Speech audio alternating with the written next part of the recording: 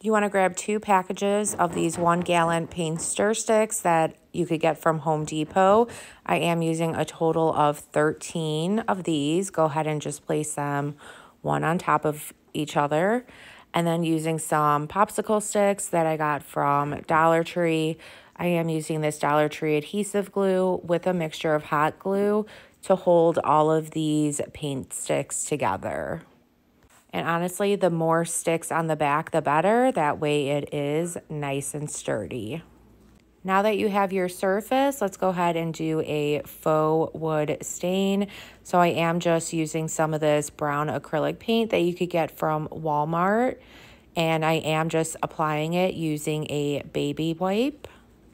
Go ahead and let that dry. And again, this just leaves you with that wood stained finish without using any harsh chemicals that are inside of wood stain.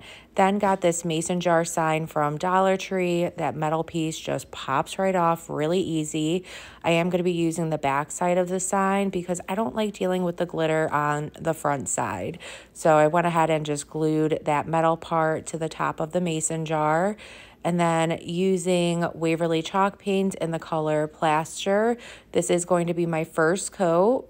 So I just gave this one coat and allow that to dry. Once that was dry, now I'm going to go over that with Waverly chalk paint in the color Mineral. And this only took one coat as well. Once you have that covered, go ahead and allow that to dry. Now using Waverly chalk paint in the color Elephant, it's just a darker gray color.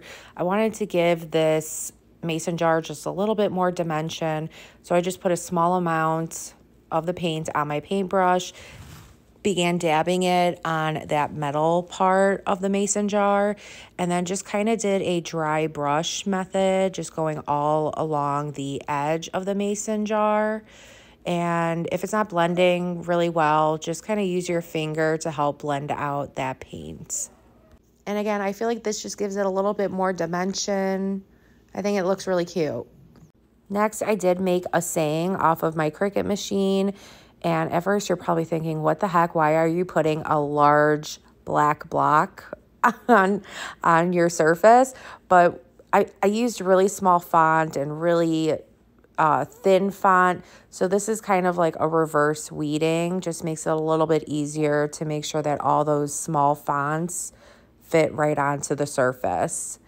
And then I just printed off these floral images off of some tissue paper, put down some Mod Podge. For this, you want to make sure that you are putting a thin amount of the Mod Podge on, and just put that tissue paper right over it. Smooth it out with your fingers carefully. And then just go ahead and allow that Mod Podge to completely dry. If you have any excess tissue paper, just use a sanding block and just sand that right off. And then to seal and protect everything, I just went over it with another coat of that Mod Podge. And then allow that to dry. And look at how pretty this looks. Then go ahead and grab that sign that we first created. Found a good placement for the mason jar, put that Dollar Tree adhesive glue on the back with a mixture of hot glue, and just held it in place until both of those glues completely adhered to those paint sticks. And then I just hot glued some nautical rope on the back to act as a hanger, and this came out amazing. This looks so pretty. I hope this inspires you to create your own in your own special way. If it did, please be sure to sprinkle the love. Thank you so much and have a good day. Bye.